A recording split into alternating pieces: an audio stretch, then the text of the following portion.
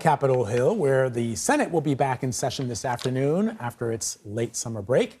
Congressional correspondent Nikole Killion is in Washington with us for more on that agenda. So, Nikole, it's good to see you. What are the Senate's priorities as lawmakers return today?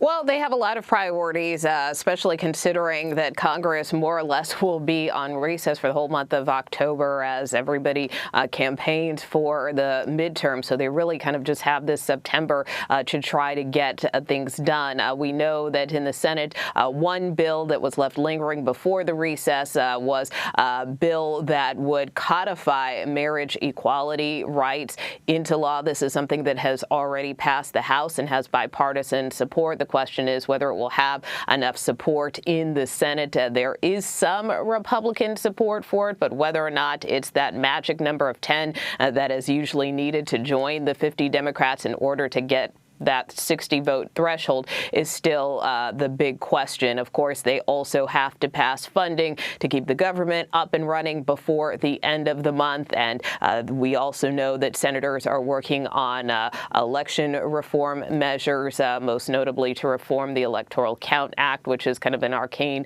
law from the late 1800s. So there are a number of things that are on the docket, if you will, in addition to continuing to take up judicial nominations, which is something the Senate will start in earnest this week. Yeah, one happening today. Nikole, Vlad and I were speaking with Nancy about Republican infighting between Florida Senator Rick Scott and Senate Minority Leader Mitch McConnell, two very important Republican leaders heading into the midterms. Bring us up to speed on that.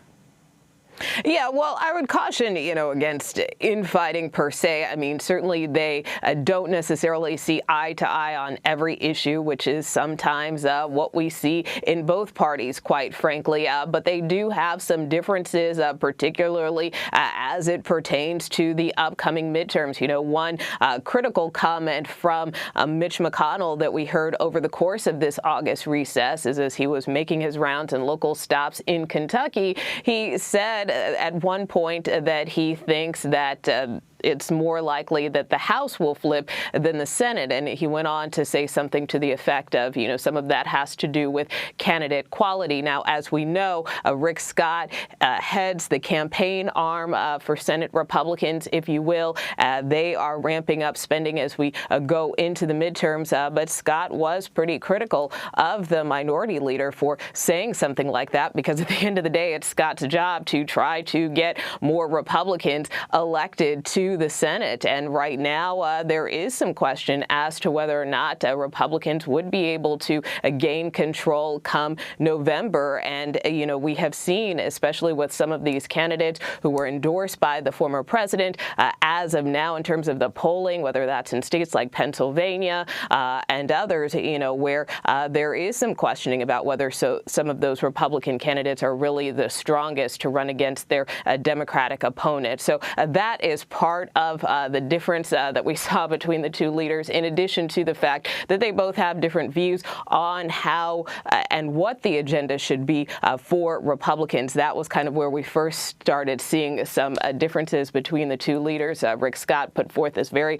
long proposal, some of which included potentially raising taxes on lower income Americans. He has since scrapped that, but it became this Democratic talking point, and Mitch McConnell was very critical of that component of the plan, saying he didn't want, taxes to be raised on Americans, depending on what the Republican agenda would be post-midterm. So anyway, it's kind of been a constant back and forth between these two over the last couple of months. But again, things appear to potentially be coming to a head. But obviously, the party would like to stay in lockstep as they go into these midterms, because certainly a lot is at stake. Yeah, usually, Nikole, the Republicans are pretty good about staying on message, especially heading into an election cycle. One of the things that really was different between Senator Rick Scott and Mitch McConnell was this question about entitlement programs, Social Security, and all of that, with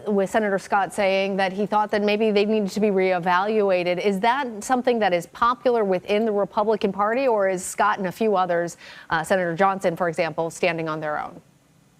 Well, I think in terms of some of that, some people feel that Scott may have gotten over his skis with this one. And again, in terms of him putting forth this plan for the Republican Party, and granted, while he is, again, kind of the leader of the campaign arm of the Senate Republicans, at the end of the day, Mitch McConnell is the one who kind of sets that agenda in the Senate. So I think that's where you see them kind of coming to loggerheads here on some issues. And again, when you have somebody like Mitch McConnell saying, I don't know, if we're necessarily going to win the majority in the Senate, it's more likely in the House. I mean, that is kind of a shot at somebody like Rick Scott, whose job, again, it is to try to make sure that Republicans are able to win these seats so that they can take control, so that in the case of Mitch McConnell, he would become majority leader. So again, and as I said, in terms of the parties, I mean, we have seen Democrats kind of at odds too at various points when it comes to,